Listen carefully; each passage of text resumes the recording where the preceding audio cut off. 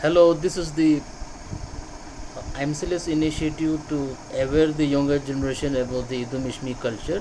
So today we are going to deal with the Idu Mishmi Shamanic culture. That means that we are going to deal with our religion, our faith, our belief system. So this program is sponsored by Ministry of Culture, Government of India. We are thankful to them. So the first thing we are going to deal with today is the shamanic attire, the attires and costumes of the Idu Mishmi shaman. So this is how the shamans look like. This is the main shaman. This photo has been taken from Ray festival, and this is the main shaman, and you have got the subordinates here playing the drum, semi globular small drum that is called repu, and here is the another subordinate playing the big drum gerambo. So the first thing we are going to talk about today is the amrala. Amrala is the cross belt like attire worn by the shaman, and this is the most important shaman worn in big rituals. It is not to be worn in small ritual but in very big rituals, because it has got high spiritual significance.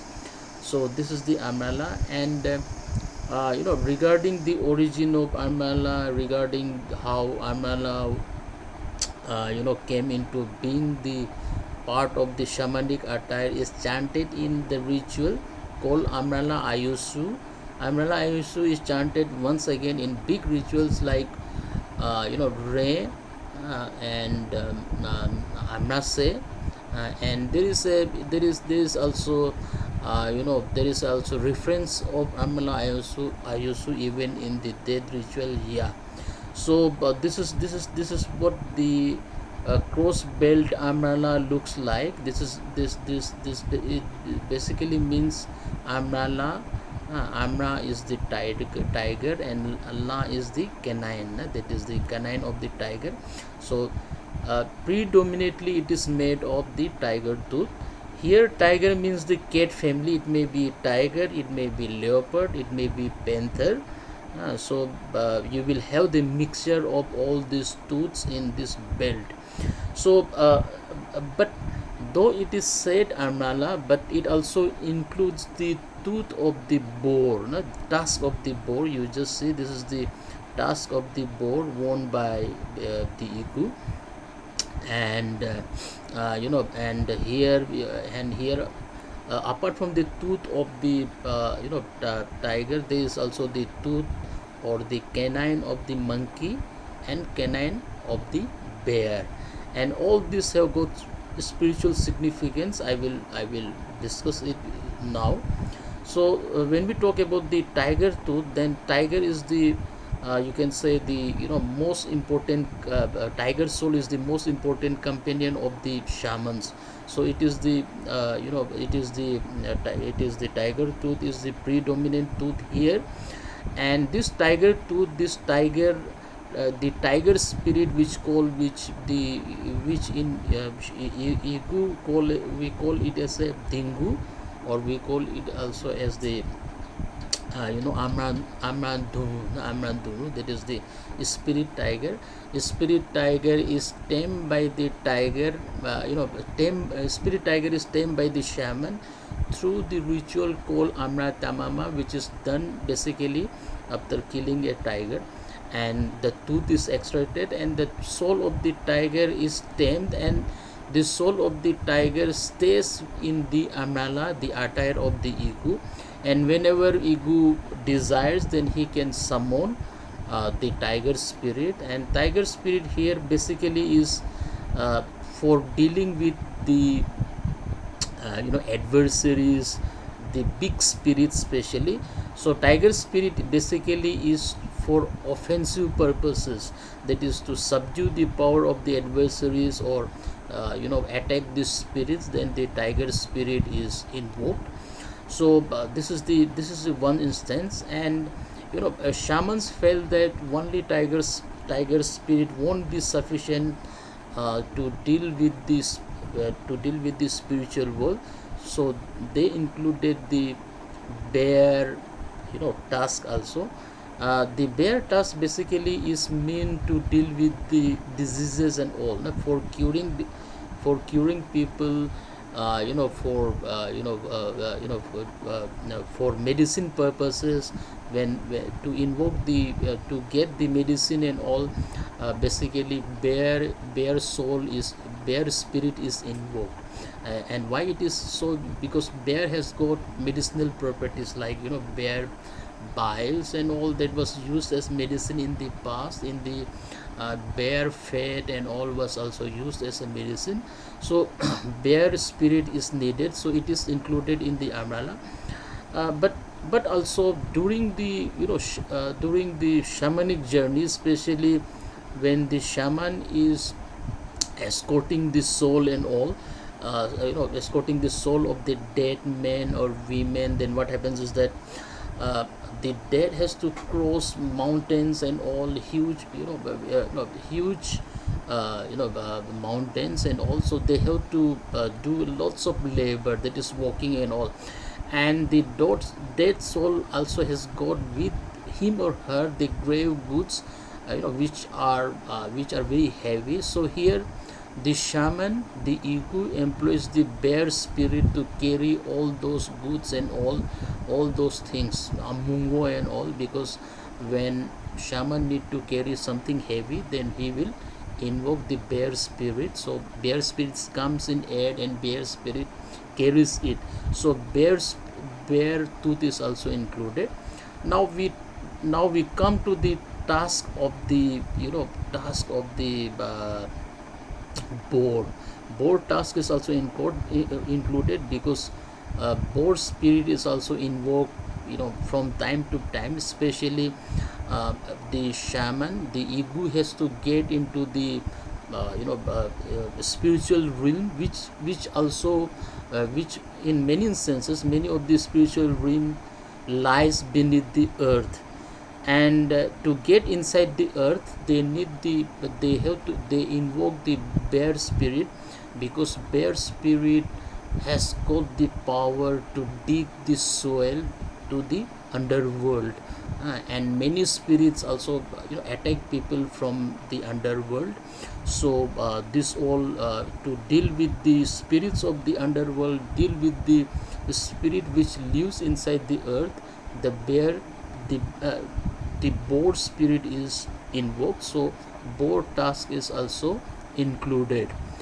And you will also find monkey tooth, monkey canine, few monkey canine, one or two monkey canine, because of the fact that once again, the shaman has to make journey to various places. Especially while escorting the soul, they have to climb mountains, they have to climb some very tough terrain, but they have to climb trees and all. There once again the monkey spirit is invoked, because monkey's agility comes in help here, because monkey can climb the highest trees and all, very tough terrain, cliff, and also monkey is also invoked. So now we have this, next is, we call it as a khonda. This is symbol like thing which makes clinging noises. This clinging noises is also very important, because of the fact that when the shamans, the egos, deal with the gono, that is the high mountain spirit, then this is needed. This sound is needed. And here you will have the one main khonda, that is principal khonda, that is the main khonda. And this khondas and all, the sound of it gets into the spiritual realm, to the next world. So therefore this khonda are also very necessary part of the shamanic attire. And importantly, khonda is to be tied with the apne, that is the leather of the mithun or buffalo. So this is about the first important attire, and the most important, the most powerful attire of the Igu Amala. Now we come to the next attire, which is Athumambo. Athumambo is, is once again, it is like skirt, but it's not skirt because it is not worn like a skirt, because only in the front here it is worn, only in the front here it is worn. So it is also a kind of skirt, but not exactly a skirt. This is woven by the women, and this has got very beautiful pattern, many designs and all. Once again, Athumambo is also this red and white and black color. This color also plays a very important role, especially while dealing with the high spirit mountain, high mountain spirit golos and all, the most powerful spirit and all, because at times the shamans, they have to get into discourse with them. At times they have to debate with them, talk with them, bargain with them, and at times threaten also.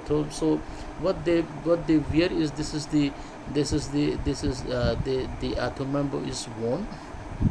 And Athumambo once again is design. When you see, you will when you see practically, then you will see a kind of, you can say, loops here, holes here.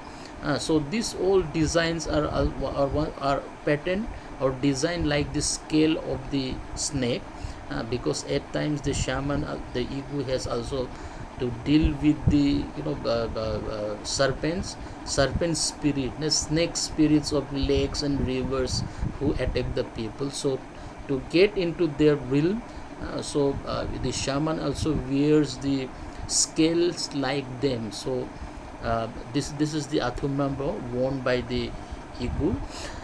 And this Athumambo is once again the symbol, or you can say the power of the goddess of textile, Apili Angraya, according to the shamanic legend or the myth. The shamans wanted a foolproof dress, so they approached the goddess of the textile, that is the Apili Angraya, and she views it for the protection of the shaman. And this is called etobi. Etobi is a long overcoat like coat worn by the shaman. So basically this etobi, the long coat, is like a bulletproof, because it shields the evil glances of the spirits. The spirits, they have got powerful glances, and they can attack the shaman when the shaman or ego is in the spiritual realm. So what this etobi does is that it is a kind of kind of bulletproof of the shaman. He wears the long coat, so that he remains protected in the spiritual realm. So this is about Athumambo and etobi. And once again, I may forget this aspect. Once again, this is also very important to note that this sword is also very essential part of the shamanic attire, because when shaman is getting into the spiritual realm or dangerous realm, the shaman always wears this sword, not sword. And in the shamanic language, it is the injindu of the spiritual sword of the ego. So basically, basically the ego will never perform that very important ritualistic dance without this sword. So this sword in Jindu also becomes the essential part of the shamanic attire. And once again, when we talk about the guardian of the textile, Apili Angraya, the goddess of the textile, Apili Angraya, then this is the umbrella is binded by the it is binded by the thread, white thread. And this thread is also symbolizes the strength and power of the textile goddess Apili Angraya. So the shaman will chant, because this textile is so strongly spiritually bound, in very tightly, because the spirits and all, they may get inside the amrala, and they may temper and make the amrala collapse. So the very important thing is that amrala has to remain always strong, that is the practically as well as the spiritually strong. So Apili Angraya, the goddess of the textile, is invoked.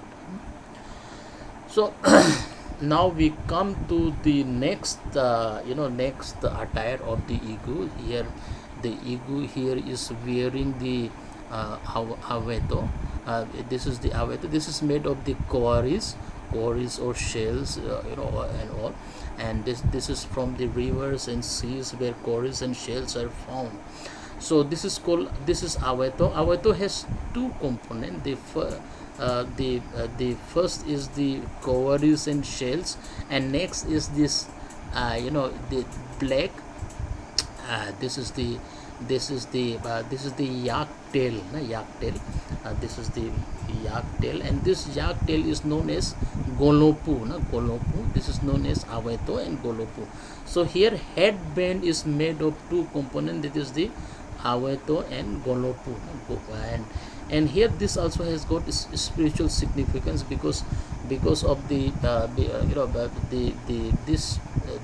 cowries and shells also has got a very important spiritual significance, because according to the myth of Inelafri, when the world was destroyed, then in the deepest chamber of the sea, only cowries and shells remain. So this is the spiritual power of the cowries and shells, that in destruction of the world also they could not get burned. And the shaman at times has to get into the water, to get into the spirits of the big rivers and all. They had to get into the spiritual world, where there is full of rivers and all. So to deal with the spirits of the water world, this cowries and aweto is adorned by the shaman. And this is once again from the yak tail. Yak tail, once again, it is also to deal with the golos and all. And yak, as it is the animal of the higher altitude, it also helps the shaman in dealing with the spirits of the higher altitude, because yak spirits are very powerful in the higher altitude, in the higher mountain. And the yak hair is very much helpful, and shaman employs it to fish the soul of the people. When the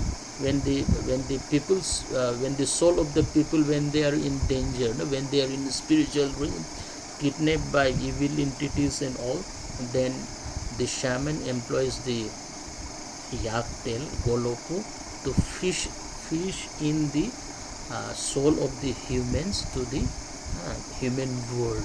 So this is the significance of aweto. And here when you see the aweto, which is from the which is made of the shells, which is found in the oceans and seas and deepest chamber of the river and all, and this is made of the yak hair, which is the which is the animal of the highest altitude. So symbolically, spiritually, it also symbolizes the power from the lowest to the highest. So aweto here also symbolizes the power from the highest and lowest, that is the sea, river bed and all. From there up to the highest mountain, all these spiritual strength are here in this in this aweto. So here the spiritual powers, the power from the lowest to the highest, this is what this aweto symbolizes, and it becomes a very important part of the shamanic attire. Now this is the repu is a small globular drum, which is played by the igus and the subordinates. It has to be one, because most of the time the membrane is made of the leather of the monitor lizard, or at times it may be also of the python. So this is the bells and all. This all sounds are also very important, because this all sounds reach the spiritual realm, reach the realm of the ancestors, and reach the realm of the spirits. So this is the very important component. and and also, practically it also help the shamans to be in the rhythmic mood, because when you hear the shamanic chants, it's highly rhythmic, no? It's sung, it's chanted in a rhythmic way, and when repu is beat, and when there is the connection of this chant and the beats, and there is the creation of the harmony, then that makes a spiritual ambience, and which is the very important part of the ego. Then we have the gerambu. Once again, gerambu also, the same thing like, its sound reaches the spiritual realm. So this is the gerambu, and this is the ajuru. Now, ajuru is blown in specific rituals like death ritual and amrase and meshala, three rituals. In other rituals it is not blown. Once again, the sound of the ajuru, which is made of the horn of the bull, not bull, it is made of the buffalo, buffalo, it is made of the buffalo horn, and its sound reaches the spiritual realm. So this is once again the powerful shamanic entity.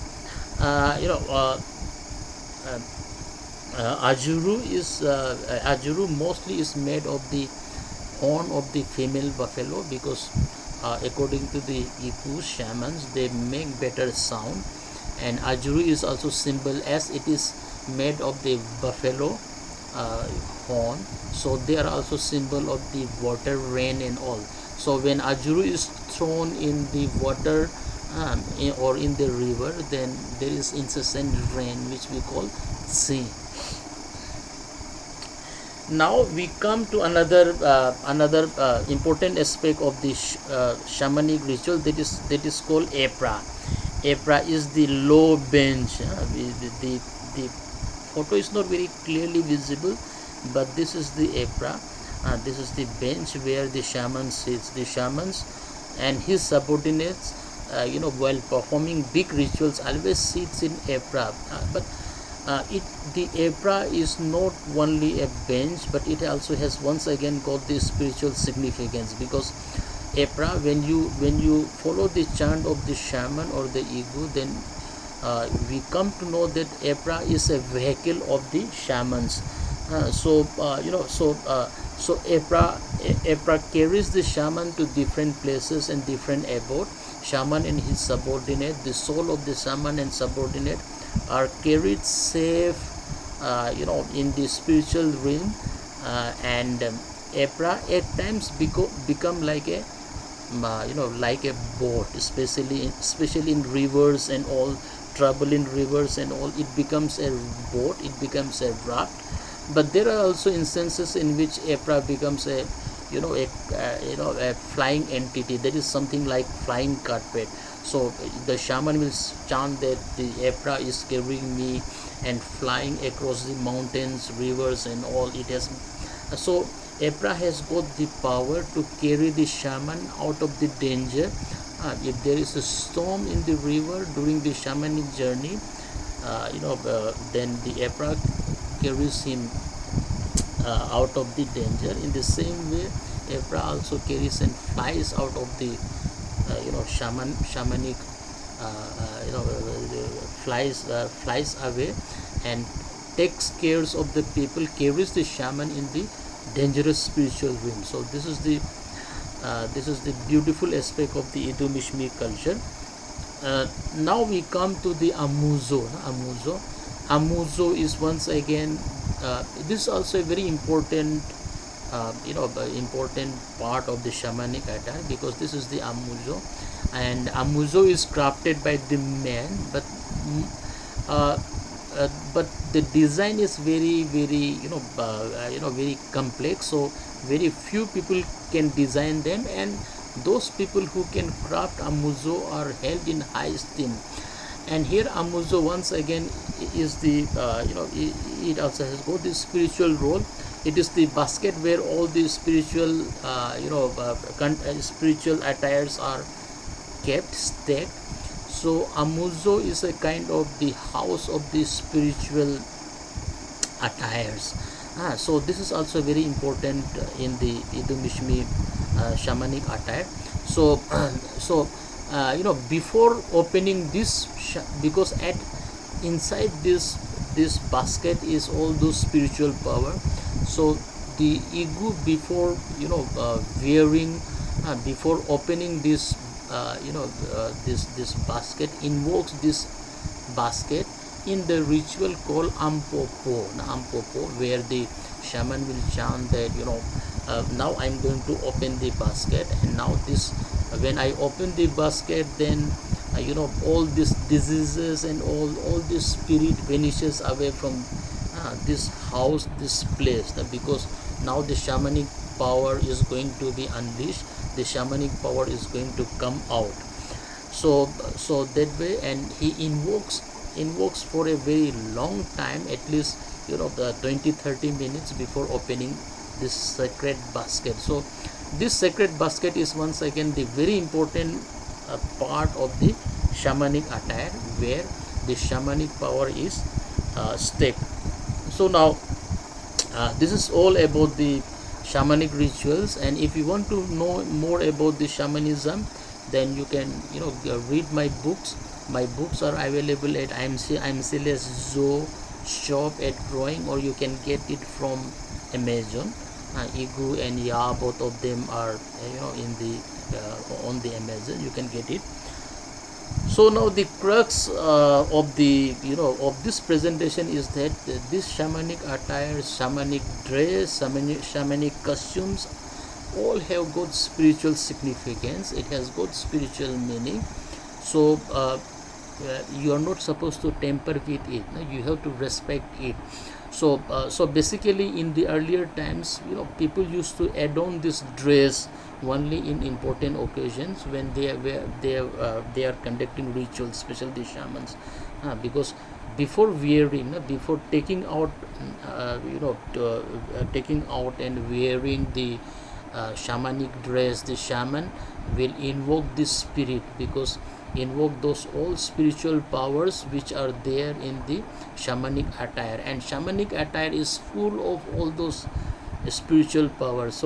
So first of all, he will invoke the amala, and he will chant about the origin of tiger, and how the tiger was born and all, and and invoke the power of the tiger. So basically, once again, this is the presentation about our Idu Mishmi culture. Thanks, and wait for my more videos in coming days. Thank you.